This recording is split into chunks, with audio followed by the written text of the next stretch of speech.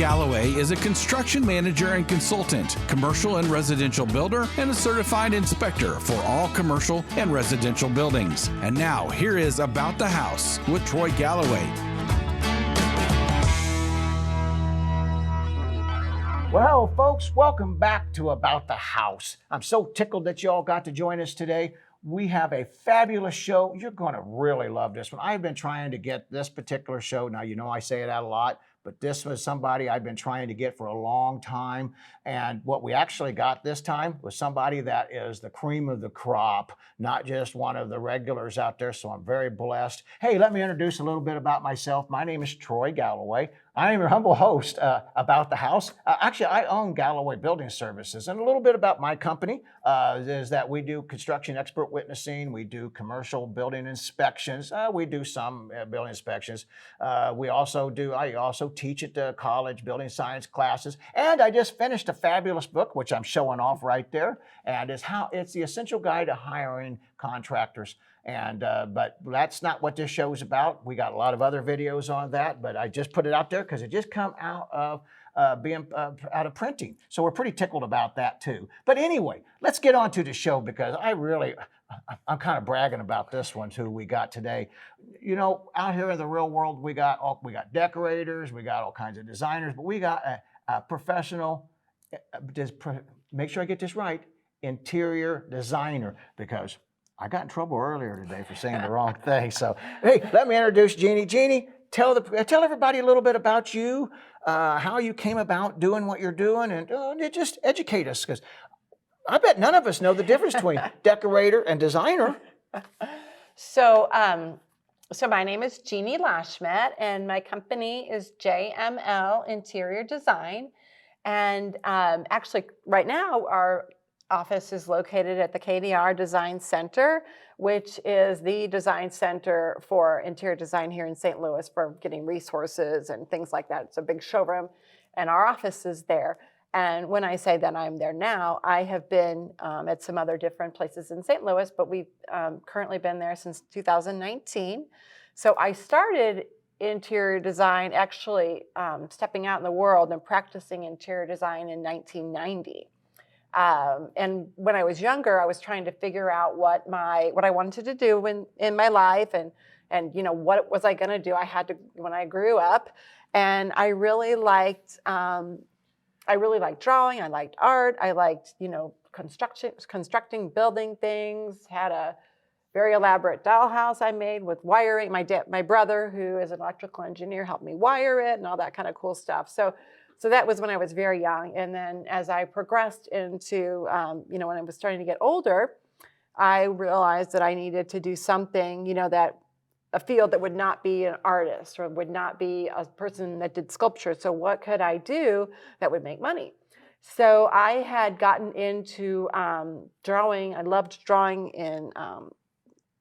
in general, and sketching and things like that. And I had been with a friend of mine, and we had sat in front of our houses, and we had started drawing our houses in elevation, and I just couldn't get it right. So I went to talk to my dad, he's actually he's a civil engineer.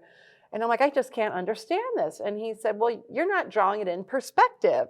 And I'm like, what is that? And he said, well, you're drawing this all flat. He said, the world is not flat. Do not draw it like it is. So he helped me set it up with vanishing points and things like that, and getting everything in true 3D. And I was like, this is what I want to do. I have found my calling in life. I want to draw in 3D.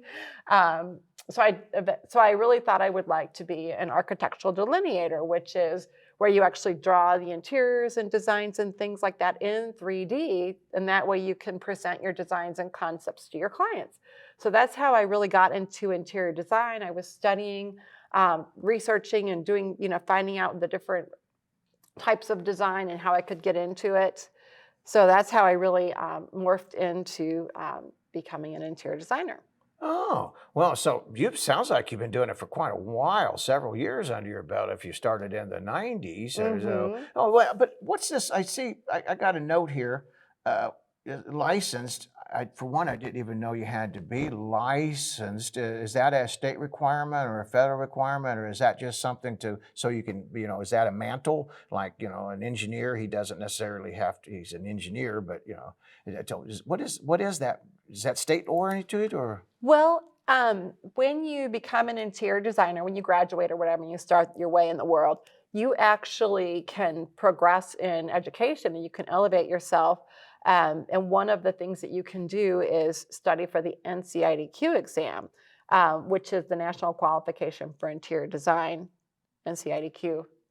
I'm not sure if I said it backwards or not, but anyway, you take specific tests that are very difficult and actually are necessary to learn to know the codes, building standards, everything like that, public welfare and safety. And so, like I said, there are 3 tests, and once you pass the 3 tests, you become NCIDQ certified, which means that it's, just a lot of education. You know that you've passed these tests and know all of these different types of design. And so from there, you can actually become licensed. But you don't have to be in most of the states to practice interior design. I believe Florida you have to, and there are a couple other states, but I'm not sure. But I actually lived in Springfield, Illinois for a while. And so you know what college, you know the college. When I said that, do you remember my college? That's yeah, how come exactly. you do. So I'm like, there's some kind of a connection there. But in Illinois, you do not have to have the license to practice or to call yourself. You have to call yourself an interior designer, but you do not have to have a license to practice. You can practice without the license. So after you take the NCIDQ exam, you have to fill out a lot of extensive paperwork, and then you have to submit that to the state of Illinois, and then they actually will review it, and then they will decide if they want to approve you to become a licensed interior designer. So there's lots of reasons. It's your schooling, it's your completion of education. Classes and things like that after that really get you to that level that you want to be at. So there's a huge difference between that and decorators that don't have to even go to school. So so I got in trouble earlier, which you educated me. So that's awesome, because I was saying interior decorator, but you're a designer. Tell the difference between a decorator and designer, so we all know, because sometimes we pay the price for a designer when we only got a decorator. Sure. Okay, so let's talk about this. So you're like, well, what do I do? I'm a client. I want to hire someone to do my my home project or my commercial project, whatever it might be. So the first difference between the interior designer and the decorator is, like I said, it's the education. I have a 4-year degree. You can actually also get a 2-year associate's degree and then take additional. When you work at a specific company, you have a certain amount of hours that you put that you work for that company, and that can add on to like an internship. Right, but they get paid. So your real job, and then if you put in the 2 years of that, then you then can elevate your name or your level.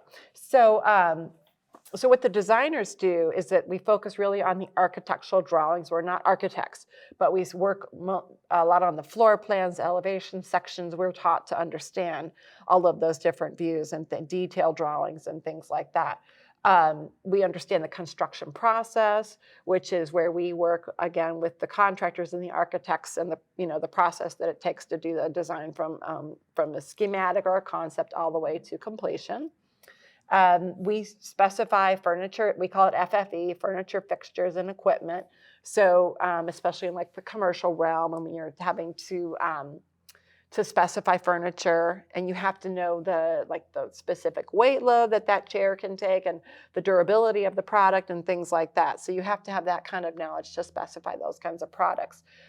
We understand the environmental impact, and sustainability is really big right now. And but I mean, there's a whole breadth of products that you have to be conscious of that are bad for the environment and the people that are living in those environments. What I found years ago, because we did a lot of custom homes, I found that which I really, I'm not allergic to nothing. I'm very blessed. I'm not, but some people was allergic to formaldehyde, and we didn't know. It was hard for us to figure out because we're builders. We know how to do it, but we don't know what's Right. what. And just finding formaldehyde-free products or these kind of different products that'd be perfect for. I mean, what people could get builders need to reach out to you, especially custom builders, so they could help. Right. You probably do. Do you join and help other builders, big builders here in town, or custom people?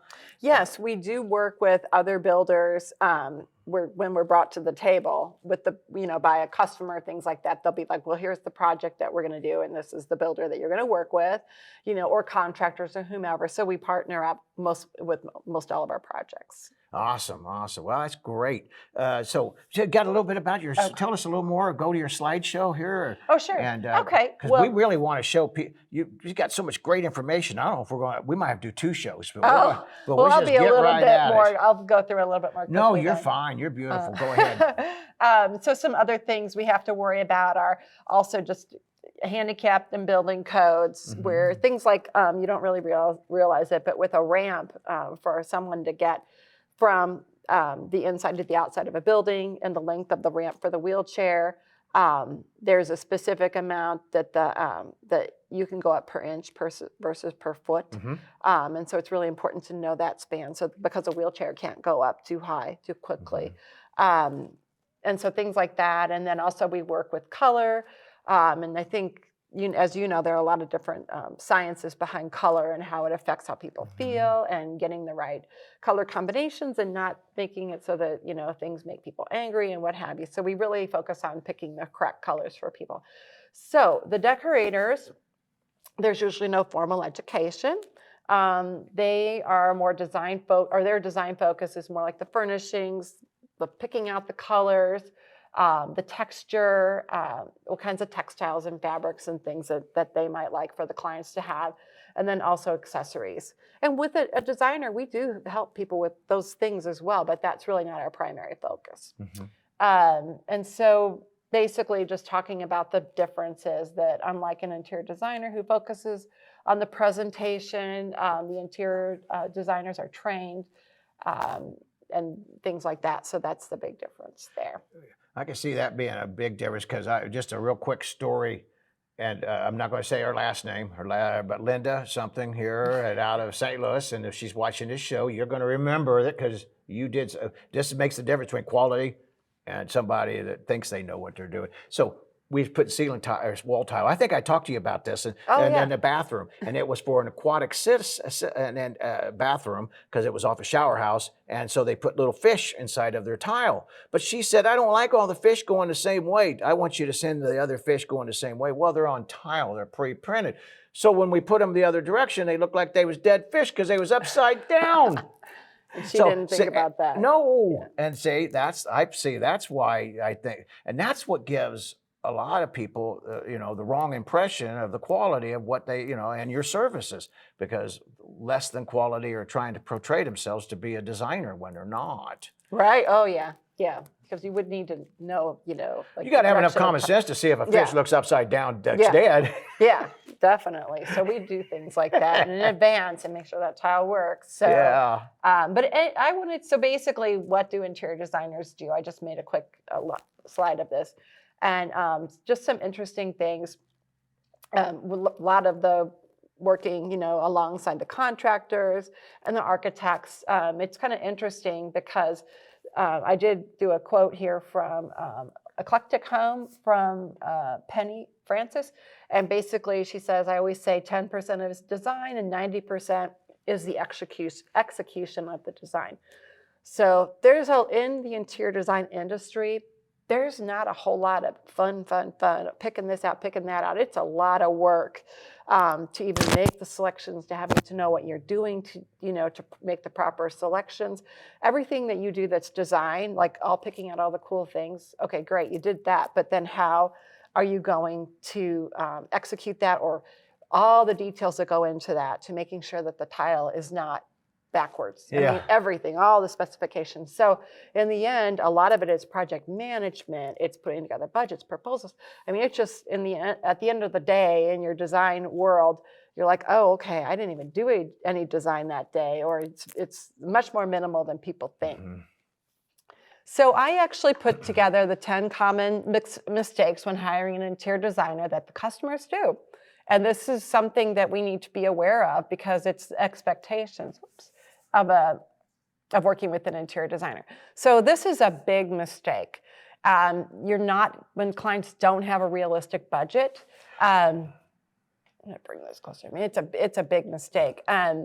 Because a client will have an imaginary number in their head, like they want to do this home remodel, but they're thinking that it's only going to cost $20,000. And you're like, that's not right.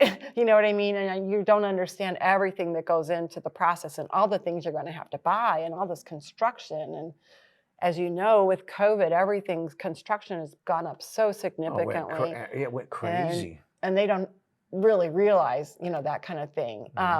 Well, we talk about that in my book too. When you hire a contractor, to fully see the picture as much as you possibly can, and then get budgets for all of that. So as that, when you do get into it, because that happens as a builder too. Yeah, we see this all the time. They get this and they start adding to, and next thing you know, the add-ons are more than what the initial job was. Oh, I know. It gets crazy like that. And something that I do tell clients, like this is with buying products, like when they want to buy their appliances and things, and they have this budget of like, oh, I only want to spend $10,000 for all these pieces.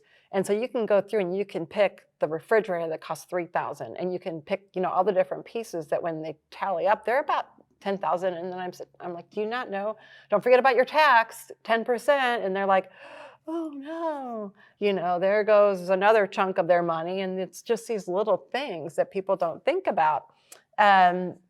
Good point. And so there's just a lot of things that people need to realize that when they come to talk to the interior designer, and the interior designer says, I really imagine, or I think more like a $80,000 project versus a $50,000.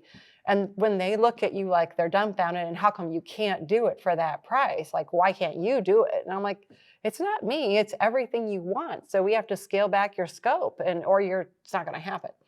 And that happens a lot. And a lot of times they will just come up with more money. So yeah, and that's fine if they want to come up, but just don't whine about it. Right, Be happy about it, but be educated. Most people, as long as I think as their heads up on it, then they're more open-minded. If it has to go over budget, they understand. What they don't understand is the contractors out there, they're designers or decorators or builders.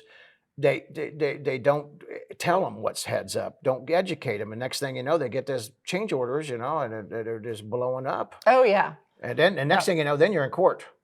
Oh yeah, that can be a big problem. And I get called as doing expert witnessing. I get called all the time for just that kind of stuff. How come? They ripped me off. They didn't rip you off. You just didn't. You changed your. Look at your contract. Well, and two, if the contractors give them allowances and tell them that they can have a light fixture in their kitchen for $300, a chandelier, well, that's fine. But if they want something different, then that's because they want something different. So if it's $600 versus $300, they're just going to have, that's a choice. So you have to pay more.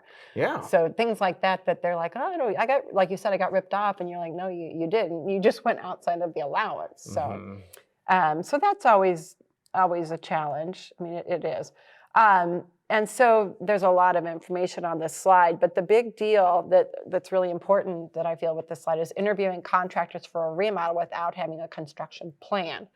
So a lot of times the client will not start with an interior designer. They will go to the contractor, and they will actually expect a contractor to come on site and give them, look around, all these things they're gonna do. And then they think that the contractor can actually figure out a price, based upon these things that you have orally discussed with the contractor. Nothing is written at all. And so, we're talking about the contractor, asking him to travel to the project and meet with you for an hour or whatever, and then giving, the information. And then also the interior designer doesn't even know that these thoughts are going on. So when you come to meet with the designer, then there are all kinds of questions and concerns. And so the big thing that we need to take note in is that there really needs to be a plan before you should even talk to a contractor. And that's where you go to your designer first, and then you get all the information, you get the scope of work, you put all the layouts, the floor plans, all the materials that are going to be selected, that kind of thing. And then the contractor now has something to work off of versus literally things that are, the client tells them orally or whatever. That's just throwing, all kinds of problems their way.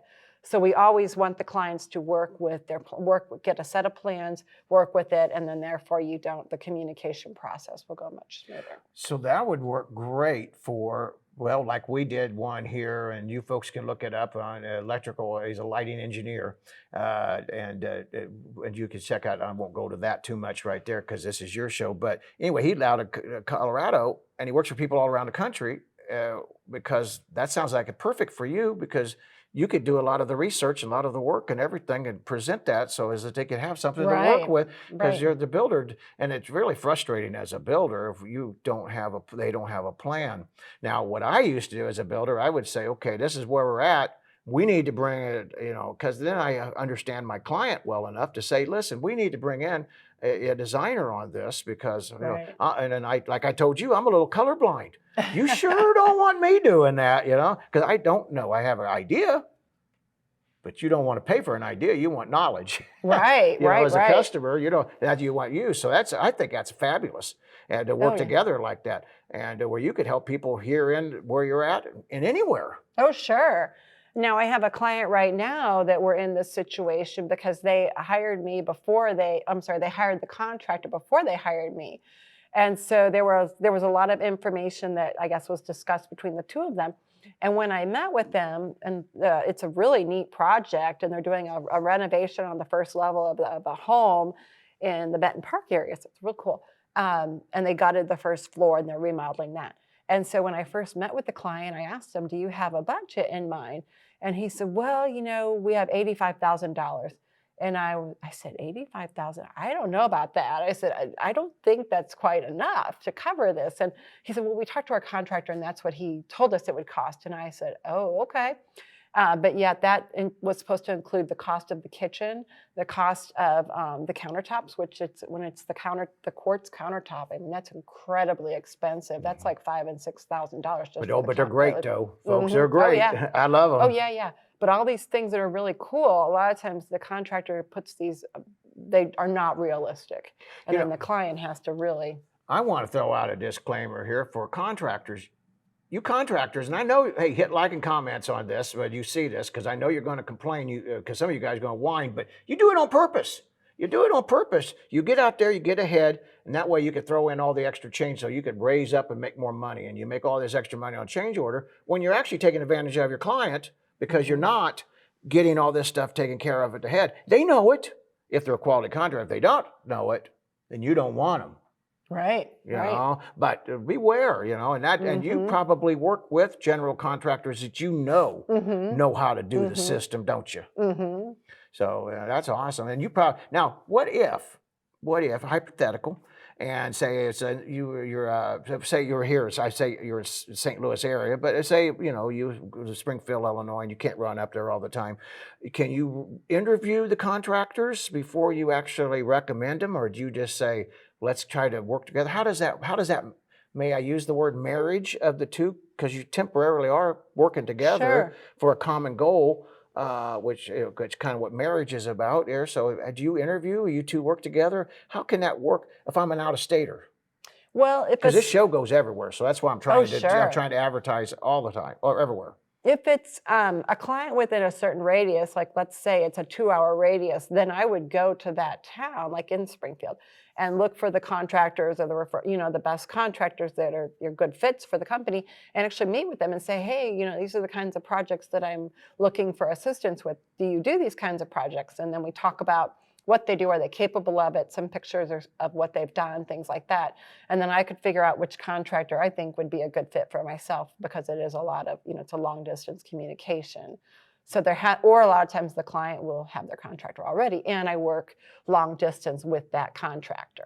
You know, you taught me something just now, because we actually have a construction consumer advocacy. And what we're doing is we're taking the quality contractors and we're interviewing them such. And so people from out of state or other areas can look it up and do some research. One of the questions are, whether it does make them good or bad, but have you ever worked with an interior decorator, an interior designer? Have you ever done these things? Because if the contractor hasn't, then it's not a problem. He hasn't. At least then he can check the box. But if he has, he can also check the box, and that would enhance his ability, you know, for everybody working together. Because not all jobs need a decorator or a designer, which I don't know too many bigger jobs that don't. I mean, even kitchens, any small bathrooms, you know, all that needs, you know, unless you're building an outhouse, then you just got to, well, be quiet about what that. What if they want it to be a man cave outhouse? Or who knows what they want it to be? Well, I've been married long enough to know that we tease about that. We actually get in trouble on purpose to sing out in the band and out in the doghouse. Oh. So we need somebody to help us design that doghouse. So hey, I've done custom designed doghouses. Have you really? With barn doors and how cool. all kinds of cool stuff. Oh. I should have put a picture in here. Well, and I got way ahead. So you got a mistake too. So I jumped out ahead. Sorry that's for that. okay. So the next mistake is not reading the contract through. And this is really, really important. A contract is a legal document. It's legally binding. And so what it says is what you do. And like, I will call out my scope of work very detailed and say, this is what we're going to do. This is how we're going to do it. And this is everything we're going to do. This is a list of, like in the kitchen, all the things that we are going to do for you. And that's it. So a lot of times the client needs to thoroughly read the contract, and I go over it with them at the time. But I have had clients that have taken their contracts actually to the lawyers and had them review it, and that's fine too. But once they sign the contract, that's the contract. And I will talk about a little bit of what we call project creep, which is when the clients add on. They like sneak add on, but they think they're like, well, can I get with this bathroom? Can you also do the hallway outside the bathroom? And if you do that, can we pick some new paint for the hallway? And you're like, okay, you want to be kind, but then it gets to the point where you've now taken on a lot more work. And then you're in a situation because you can't back it up and say, I've already got myself into it, so now I can't say, I'm not going to do this, you know. What I always did, and I recommend too for contractors out there, and probably for you too, is that every time I ever would give a freebie, which is it's a freebie if it wasn't in a contract, I would give you a change order, tell you how much that would cost, and then if I wasn't charging anything, I would pay no charge. So as that you see the value of what you're getting. Oh, because they would not appreciate. Nobody appreciates it because they don't know what to appreciate. Right. You know, I mean, so it took another 2 or 3 hours of your time. Well, you know, that's I mean, that's money lost for you. But if you're willing to help, they need to know how much them 2 or 3 hours are. Right. And we also do those, like you said, change orders. Where we will revise the contract and put more information on it, because then you're to the point where you're like, wait a minute, these things you want me to do, I will do them. But I know it's going to take more time than, but then we're thinking or whatever. So let's make sure and fix it. Awesome. Modify it. So so that's important. Oh, and also too, I just want to throw a cheap plug in for us on our radio show. Several years ago, we had Matt Nagel, an attorney, coming on, and he talks about contracts. So go check out that radio show podcast and learn more about that. So I'll just shut up and go from there, because I'm not an attorney, don't play one on TV, and I'm not about to get in trouble. Okay. Well, that's fine with me. So choosing, this is really important. Mistake number 4, choosing price over quality. Yeah, boy, please share that one. Yeah, this is a big problem. First of all, hiring a contractor. Don't hire the cheapest contractor, because you really need to weigh in what they're going to do, their quality, and what each tier or what contractor is saying, what they're going to do, and then you need to review those and then say, okay, this is just wrong. How are you going to do this for $50,000 when the other contractor is going to do it for $75,000? And there's a little bit of weirdness going on here, and why is that? And then you've got some people, some contractors that are just like, they just want to get the business, and they'll throw a low number out there and things like that. Kind of like what we talked about earlier just a few minutes ago. They do it on purpose. Yeah, yeah, and then the quality is really, lacking, and they don't have good subs under them or whatever, and there's not a lot of supervision, and so the quality of the work really suffers as well because you're paying less and they're paying less, Now, one hand, that's great to get that done, but on the other hand, for me, I get most of my construction litigation work from these poor contractors ripping people off, and I'm getting too old to keep up with all the work. Yeah. So listen to what she's saying and find out why. Oh yeah. Just ask, and if it sounds silly, then it's probably silly. It probably is. And so that's basically, what really important is that, and it's also with your products. Don't go out there and buy, like, when we recommend a really nice quartz top product or cabinetry, and we're like, this is a really good product, and we go over the reasons why. And then the homeowner goes to Home Depot and they buy their countertops, which are not the same, and then their cabinetry, which is the quality is just not the same because it's just all different. So then I find out that, oh, you didn't do what I suggested, but you went to a store like that, and now I have to work with that, which is frustrating. Very extremely But I mean, frustrating. we'll do it, but we're like, okay. Well, and people need to know, and then we're educating that in the construction consumer advocacy, because say for instance, not Husqvarna saws. I didn't know that chainsaws for you guys out there and gals that do cutting. I thought you'd get the Husqvarna from Lowe's, which that's the same Husqvarna you get at the Husqvarna shop. No. It's a lesser grade. They just stick that name onto it because they buy it but the consumers don't know that. They do not. And it's very frustrating because I had a client that all they needed was a shower head, and we talked about getting a shower head. And then they went to, I think it was Home Depot, and they said, hey, I got this shower head. I said, well, let me see it. And he said, it's a Kohler shower head. And I said, no, that's not the same. They do not put the same interior, the mechanisms and things in that than they would one that you would purchase through a Kohler resource. So it's not good. Yeah. So. Well, and that's why they need somebody like you to go to, because honestly, our builders, they know, but they don't have time to fool with it. That's not their forte. Right. That's yours, and you are the go-to person. Right. We can definitely steer them straight before they go really wrong. So, so the next mistake is not following through on the designer's advice, or putting too many cooks spoil the soup. And that's a big problem. When you, as a client, you hire me, you're the client, you hire me as your designer. You and your 10 friends have not hired me. I am not working for your 10 friends. I'm working for just you. So when the clients get out there and they have all their family, friends, neighbors giving their own opinion, this can be just a huge debacle, because it's very irritating. I do feel very disrespected because I'm like, wait a minute, I'm telling you all these good things to do, and then you're going and you're listening to your friends, and your friends are saying, well, this is a better idea, and then you're like, well, why did you even hire me in the first place?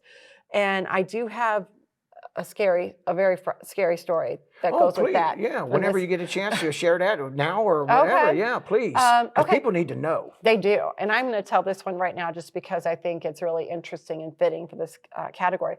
So I took on a client who called me, and they said that they were having a really hard time. They needed their kitchen done, whole kitchen plan, and then also part of the living room.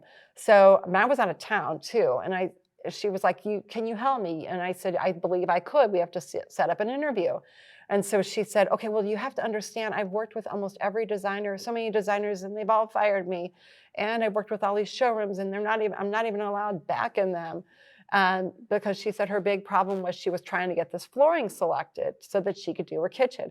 So I said, okay, well, let's meet and we'll talk about this. So I met with her, explained our process, because we would do the kitchen design, we would do all the selections and specifications.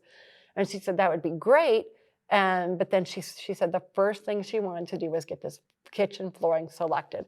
So we started out at the showrooms, and basically it was true. She had been to all the showrooms before, and they all knew her, and they all knew of her, and they all knew that she was very challenging. And I come to find out that through one of the showrooms, they said, I met her 6 years ago. Is she still working on that kitchen floor? And I said, well, yes, I guess so. And then they were like, okay, she has looked at every single thing there is. I don't know what else to tell you. So I still would find a few things at these stores. I would go to the next store. And they would be like, oh my gosh, I started working with her 3 years ago. Is she still working on this project? I'm like, okay, I guess so. So I would continue to get the samples together for her.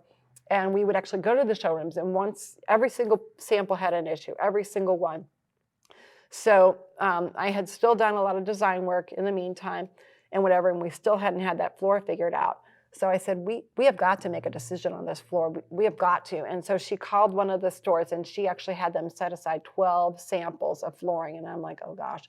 So we go to the flooring showroom, and while we're there and she's picking through all the flooring that's not going to work out, she's calling another company and setting up a time for them to come out and bring more samples to her.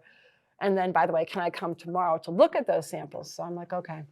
So then I did that, and then she's very upset because she couldn't get the flooring figured out. So I said, okay, we are going to get this done Monday and Tuesday of this coming weekend.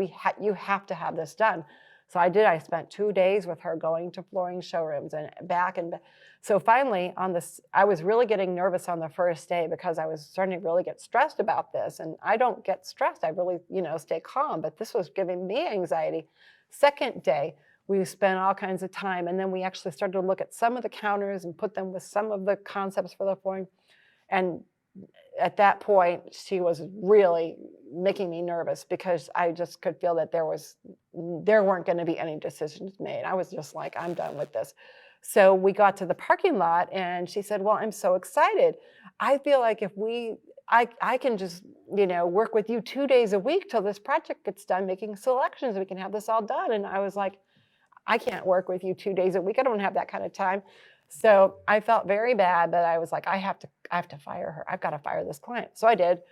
And then come to find out that one of the people in my networking group sent me a referral about a month later. Oh, no. And said, here's a kitchen referral, and this is their name. And I like, oh my God, I about had anxiety, a terrible, anxiety attack. And I called them and I said, please, are you working with her right now? And he said, no, we're just making selections. And I said, no, this is a bad idea. Do not, you will be so stressed. This will go nowhere. You just need to not work with this client.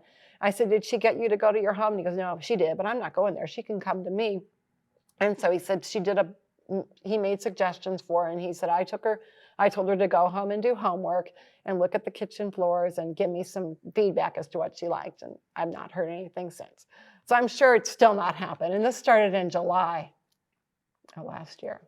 Yeah. Some people are just so scared of making the decision that they'll make the decision of not making one, which actually, if she would have done this and was able to make a decision when she first started, she probably would have been like 25, 30% less cost. Oh, yeah, yeah. And to not make a decision she hurt herself. is to decide. Oh, yeah. And she totally admits it. And she's very clear on the fact that she knows I told her many times, said, you are your own worst enemy. I mean, literally, I told that to her face, and she's like, I know. And, things like that. I mean, just bluntly, but in a kind way, so she could understand what the problems were. Mm-hmm. So anyway, like I said, I don't know. That's a great lesson, and that's a great story. Oh yeah. That is. Yeah. That's a great story. The way you learn lessons, though. Yeah. Just chalk it up to more experience, though. That's right. That's right. That way, when you get old like me, you'll remember all that stuff, hopefully. Oh, sure. And pass it on to the other people that won't pay no attention to you either. Oh, no, I know. Yeah, lesson learned for them. So the next big mistake is, you probably know this very clearly, is not getting the building permit, and even refusing for them to even refuse getting a building permit, even when they know that they should, and that they're going to start the construction and the importance of it. And as we know, when you do a renovation and you have to get a permit, they tape it on the window so that the house is under construction. So this is just an interesting quick thing about a commercial project. It's not mine, but on the road near our house, there is a building that was being built by, I believe, a family. It was like, it looked like a house. And they worked on it for, I would say 3 years, slowly, slowly, slowly. So finally we see the sign that says it's a restaurant. It says opening soon, Cafe Dang Yang or whatever. And we were like, oh, cool, it's gonna be a Thai restaurant. And this is so neat, we're gonna have something in our neighborhood. So we wait, and finally the sign comes down that says coming soon, and nothing goes on. And then there's like, the building is empty, except the owners are still going in there. So I'm like, what is going on? So I talked to someone who knows what's going on there, and he said, oh yeah, they did the whole project and they didn't have a building permit. So now they can't open the restaurant because they can't get an inspection, and they will never be able to open the restaurant. And so I was driving past there a few weeks ago, and I noticed there's a big padlock on the door, so obviously it's going to be for sale. They're a padlock for a realtor. So I was just like, because they'll never be able to open. They're going to be told they have to cut into everything, show your electrical, show your plumbing, show everything. And then that would just be, probably hundreds and $1,000s worth of work. That's sad. So that is sad. Yeah. And also, too, for contractors, too, if they're a client, I'll tell a story that we did years ago on a simple deck. And the guy said, I do not want to get a permit on this. And I even had him put it into contract. He did not want to put a permit because he didn't want the county to assess his, and charge him more for his taxes, which, okay, that's your business. You put it in the contract. I did it. Well, just to come to at the very end, he said, I'm not going to pay you because we didn't get a permit. I said, what do you mean you're not going to pay me? Because you said you just in writing. Well, I didn't understand what I was writing. And I lost all that money. So contractors, don't do it. If they don't want to do it right, anybody that wants to half-ass do it, that's what you're going to get, a half-ass job. And in the end, it does fall back on the homeowner as far as it is. Well, when they get ready to sell it. Yeah. Oh, yeah. But they saved money because they didn't have to pay anything on the deck. So but yeah, that's a great point. And we talk about that in the book too, Oh, yeah. How important that is. And it's huge. And any contractor that's willing, like I did, any contractor that's willing to do that shows that he was just a young'un, and I was. It didn't take it took one spanking, and I learned my lesson. See, that's the case. But that took money out of my family's mouth to do that. Yeah, they don't understand that it does hurt you. They don't care very much. No. So that's a great point. This is also a big mistake, is making changes to the plan without consulting with the designer. Yeah, I can see that. Yeah, and that's a big problem, because a lot of times this happens all the time, where we will do a project with a client and then they don't tell you, things like, oh, well, you know what, we didn't like that bathtub there, so we wanted to move it over there. And you're like, wait a minute. If you're going to do that, you have to move your plumbing, you have to move your sink, you have to do all of these things, just because you think it's a good idea to do something and you don't tell me or let me know, and then I'm in the dark anyway. And if there's construction going on and they just talk to the contractor but not me, then I'm like, okay, this is going to happen, and I had no idea because you're not letting me know what's going on. And so it can be, the communication is terrible. Yeah, I mean, it's really, really key, because if it's not good communication, which is challenging on a job. Yeah, and that one, I don't mean to keep throwing it back to the book. We talk about communication and getting that all set up. How are you going to communicate? Who are you going to communicate with? What person on the job? And they need to, I remember years ago we did one and talk about just that very same thing, where the contractor, with the electrical contractor that was on my job, that he talked with the owner. He told the owner, we need to put these lights here because they won't work there.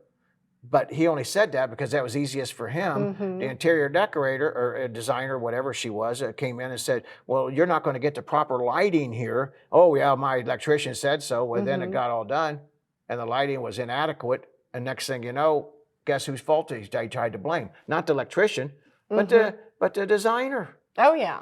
It comes back. Yeah, they couldn't. Nobody. And it was both of their faults. It wasn't the designer's fault at all. Right, and that's a lot of times they'll do the placement of the lighting when there's no one even around, and the electrician will just kind of work with either the contractor or maybe the homeowner, even suggesting some things, and the homeowner they don't know, but they'll put them on the spot. Yeah, electricians know how to wire it, but they have not a clue about what it's supposed to look like, and the decorator, because they've never been involved in the whole design process. Right.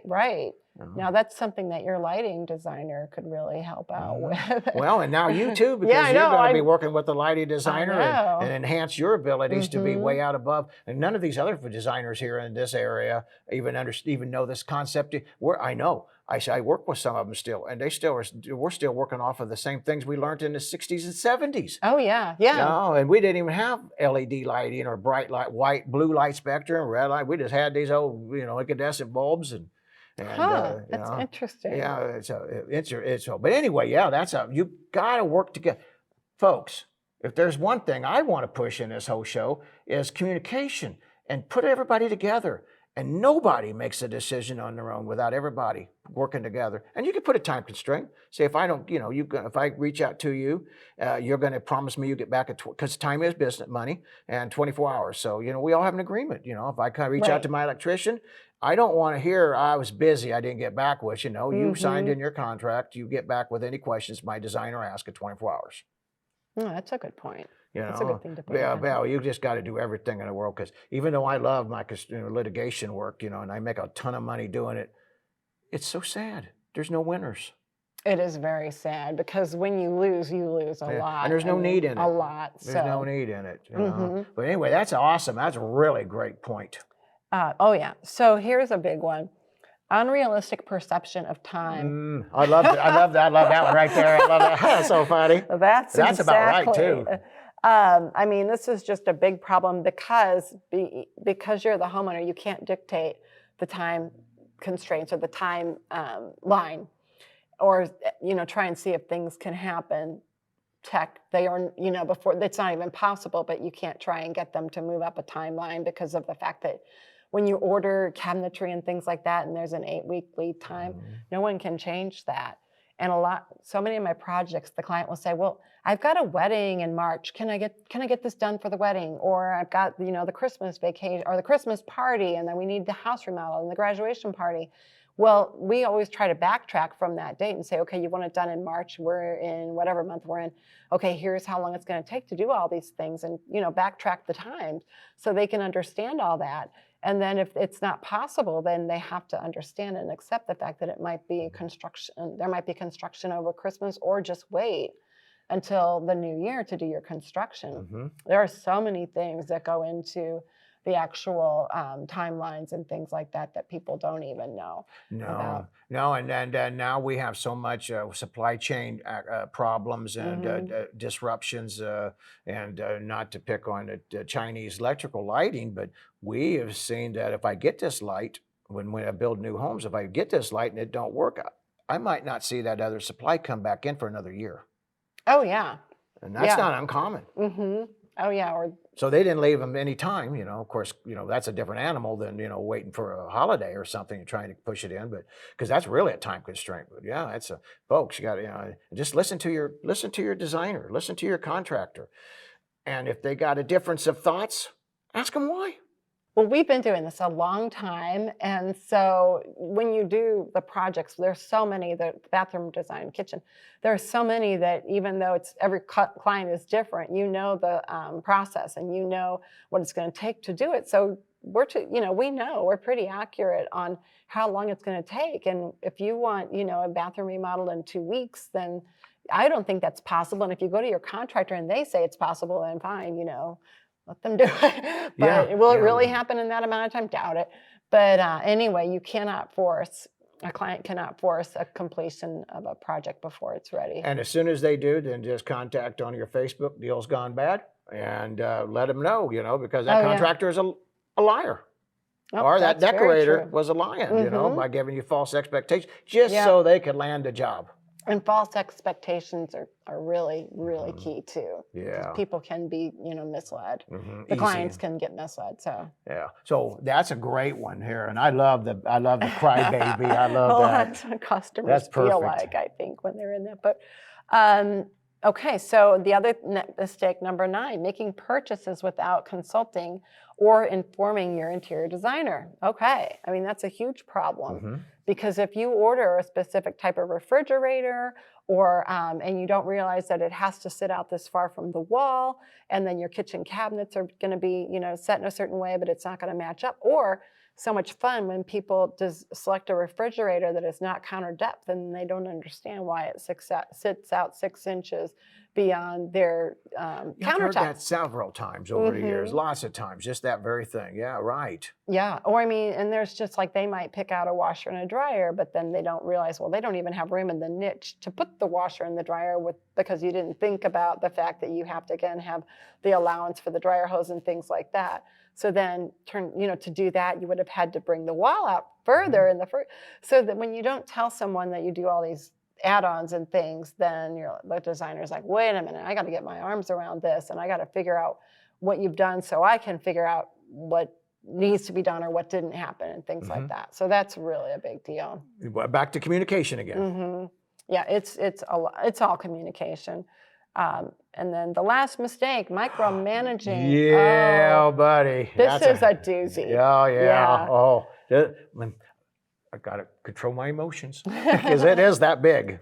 A lot of times with the clients, what they don't realize is that the more that they linger around a designer, the more complications are made. We know what we're doing. And so for us to go through a process and then for them to say, well, wait a minute, no, I like this, but you didn't do that, and all these things. And you're like, okay, wait a minute. All right, now I have to redo it, but I didn't even get to finish what I was going to do so they could understand how it was going to look, because they get in there in the mix too early and it just makes everything confusing. Or just when someone is around you all the time, it's really stressful because then you just feel like you're going to be set up for failure because you can't get a chance to do the things that you need to do. And again, people don't understand client it just all goes back to the same thing, which is again, the communication. And then also letting your designer do what they need to do and trusting that they are doing the job that you want done, that they're your advocate. So they're going to do, what is best for the client. And if the client does have some concerns, just, bring it up, but not 24/7 and, let things go. So there's a lot to be said about that. Oh, yeah. And whenever they micromanage, you can just automatically know that job is going to have problems. Yes. Every single time. And that adds on so much time to a project. I mean, next thing you know, your project is drug out 3 weeks, 4 weeks because they wanted to reselect tiles again and again and again, that kind of thing. They get in emotions, and their emotions rule their thinking. It's very emotional. It's a very emotional process, and that's what interior designers do, though, is they stay with their client and get them through these things and make sure that they don't make bad choices. And we really hang in there with the clients. We don't want them to be alone. Please just stay with us and don't go shopping at midnight on wherever. Tell us about these great things you want to buy that aren't even attainable because they're 15-week out lead time, or they're made in Australia and you'll never, freight's going to be outrageous or things like that. So awesome. Yeah. Yeah, I love that. That's a good one. They were all great points. And so what I want to show you are some things that we do as interior designers. I've got some projects to show you and things like that. But one of the things that we do that is not decorators and things, they're not going to do this for you.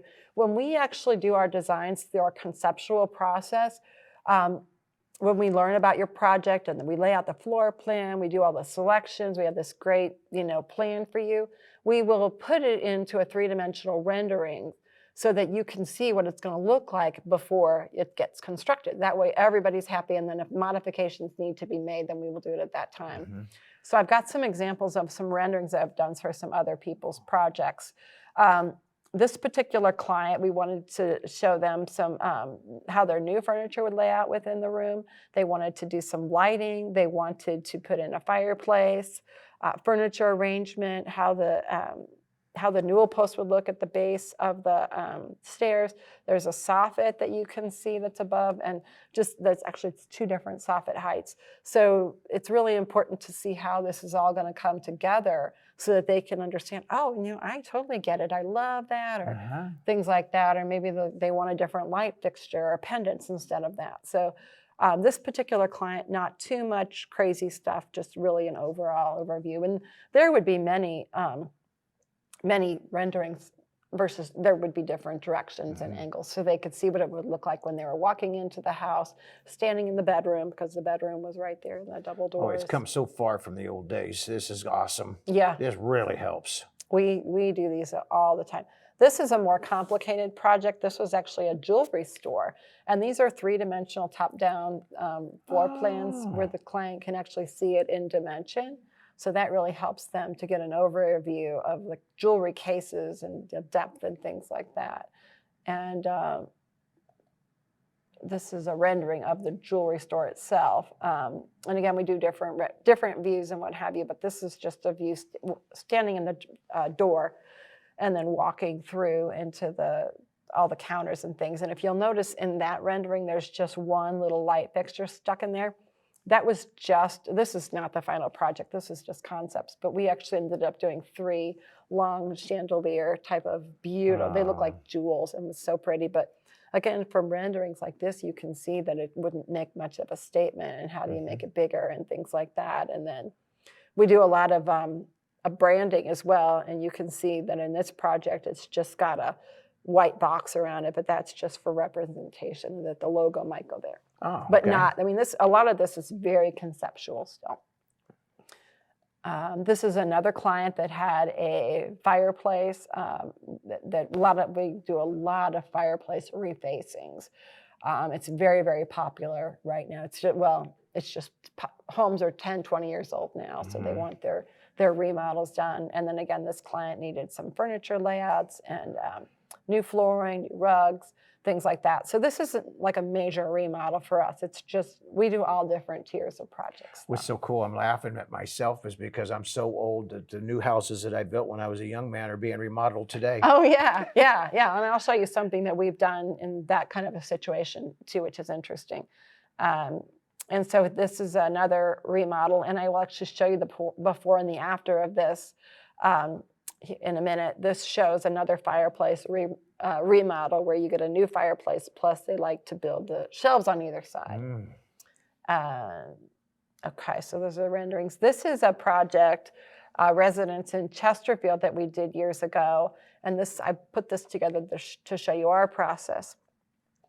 So when we did this project, and people have beautiful homes already, and you're like, why am I changing this? But they don't want it anymore. So this home had the cast cement fireplace, very, very, very elaborate, but it's probably almost 6 feet tall.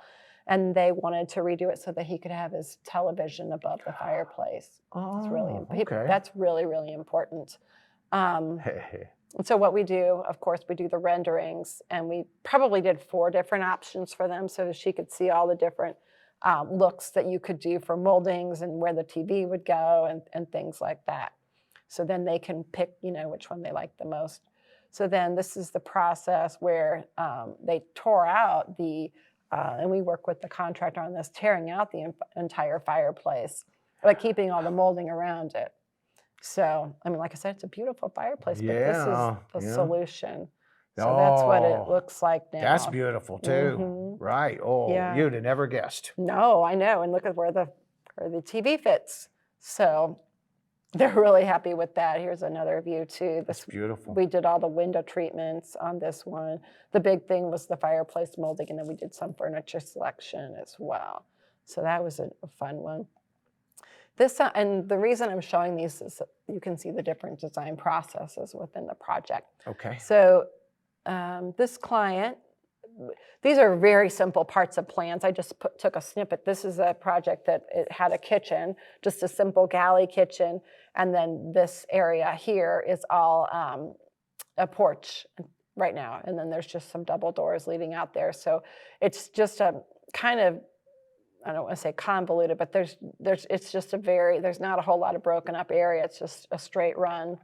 So what we did was they wanted to have it so that here is your kitchen right where it's going to go.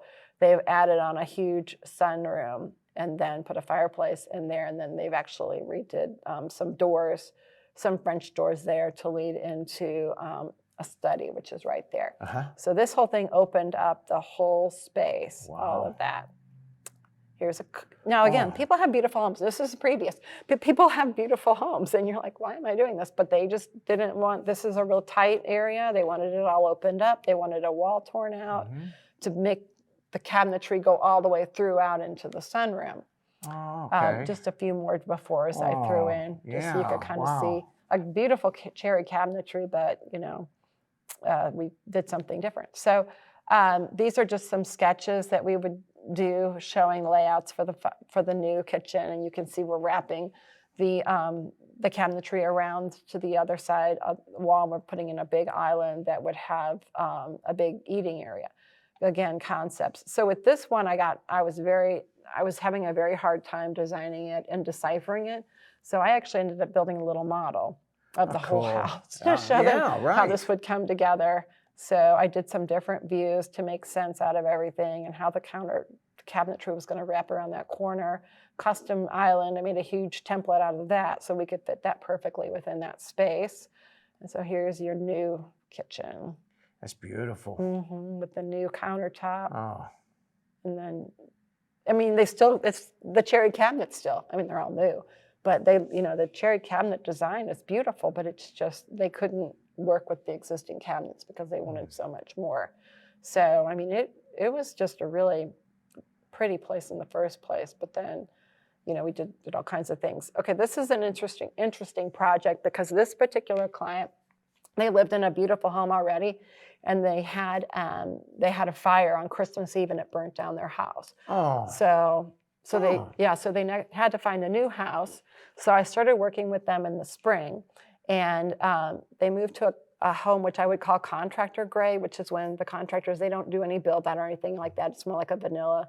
Not contractor grade is not bad, but it's just there's not a whole lot of refinishing. It's just your white walls and things like that.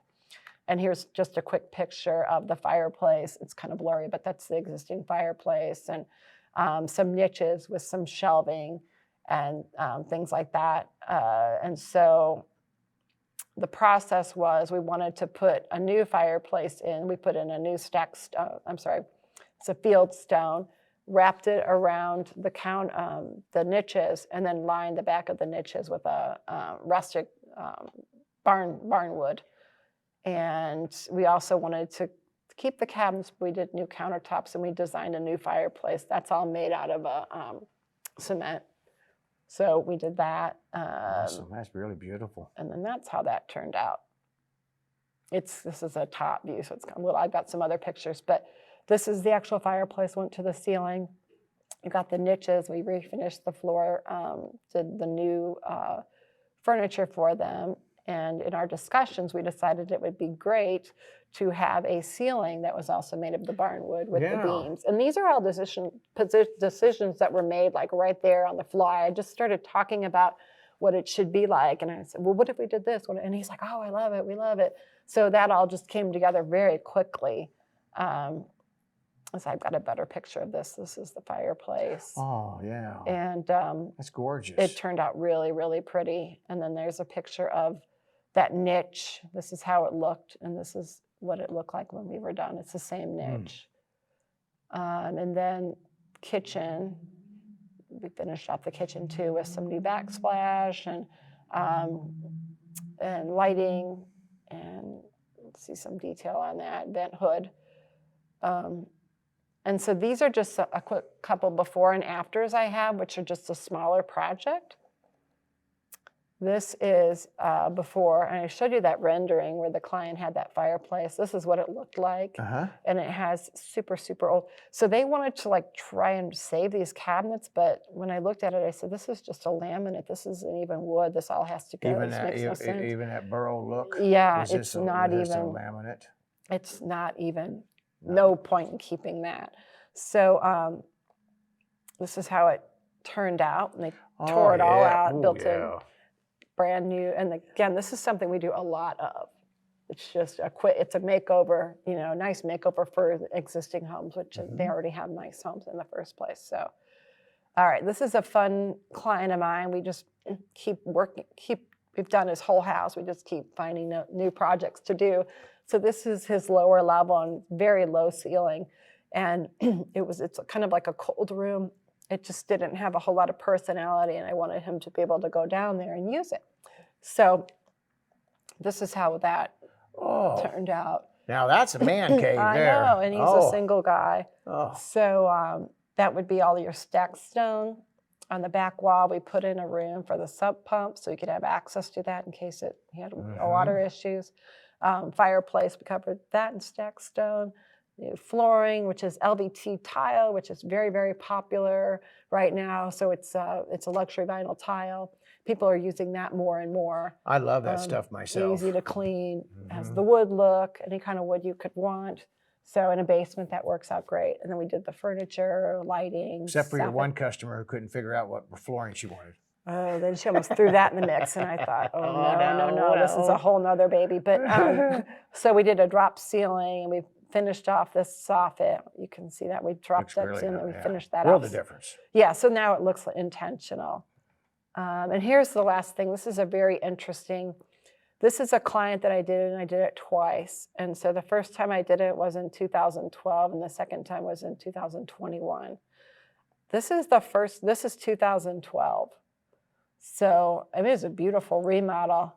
We did everything in it, new floor, new window treatments. We brought this wall up here. It was very short. So we brought it up to, I think, 4 feet high, so we could put you could actually put a sofa in front of it, because previously there was no wall, so there was no back for this. I don't have this before picture anymore. I don't know where it is, but we did. It's very traditional. Second remodel, same room.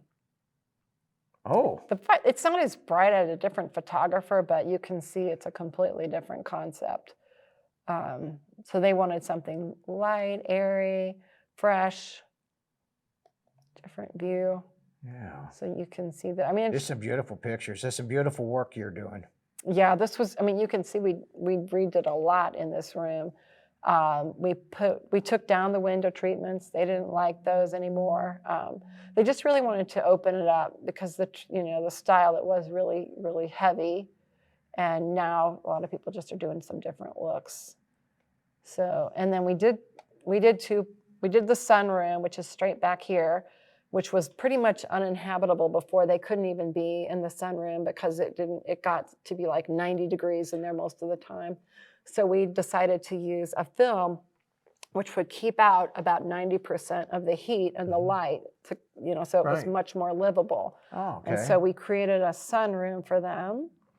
And this is the corner of the sunroom, and this is with the tinted ceiling. Oh, look at the cute doggy. The cute dog. And window treatments, and then I think that's their existing flooring. That was fine, but they wanted new window treatments and new furniture and all that kind of stuff. And this is the view of the sunroom, and this has had like 30,000 hits on Houzz. So 30,000 people have picked this in their own searches. But this is, I think you can see the UV tinting on the windows, which made it totally livable. I can see by the reflections. And there's a TV in the room, and they really hang out in there now and really live in that room. Yeah, now they can use it. And one thing that I put in there that was interesting are swivel chairs. So they could swivel, that's they a could great face idea. this way, or they could flip around and they could face that way. Yeah. So that is pretty much everything that I've got. Well, you got some really beautiful work there. And, I know we got a lot more information that we could also talk about processes, how to go about, what to do, how to, what's the first step. But maybe I could talk you into coming back and doing another one of these later in the spring. Oh, I'd love that. Oh, that'd be great, because there's still a ton more great information that you have here that people really do need. And I'm going to ask, I'll ask you after the fact so I don't put you on the spot, but I would love to blog some of this stuff that you've done in your name. Oh, that'd be great. I would like that. So we'll talk about that after the fact. All right. Well, folks, hey, give them your information again. I know you've already did it, but if you could just go all the way back to the beginning, that way in case they didn't get a chance to write it down or copy it, that you give them another chance. Name? And here's our slogan. Great design, we don't just dream it, we do it. Right. Any dreams that clients have, we will do. So yeah. Again, it's JML Interior Design, My name is Jeanne Lashmett. I am a registered interior designer and then NCIDQ certified. Our office is at 11622 Page Service Drive, and that is in that KDR design complex. And my email address is Jeanne, Jeanne, at jmlinteriors.net, 314-435-4233. That is awesome. Well, thank you so much for joining us today. And like I said, I got a ton more questions, but we're just running out of time for this show. But definitely got to have you come back. Okay. And we're going to blast this because this is people need to know you're out there. And now that people know that they can contact you, that's not necessarily in our region, that outside, and for technical questions and consulting and such, and that you're available because you're not like the others. No. That's why I said at the beginning, the cream of the crop, not the fish upside down kind of contractor. No, not at all. Well, thank you folks for watching our show. And Jay, check out our construction consumer advocacy. And out there, you can find it, Google it, find out a lot more information. I'm going to be putting her, you've already seen me put her in a bad spot here and guilted her into doing some blogs for us. But I'm going to do some of this information off of this right here and make some blogs. And so you can continue to learn because, folks, it's important to do it right and do it right the first time.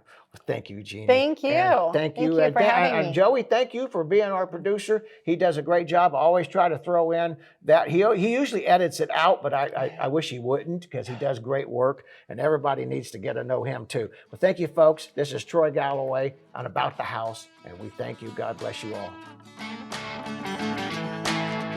Sponsored by Troy Galloway and Galloway Building Services. GallowayBuildingServices.com.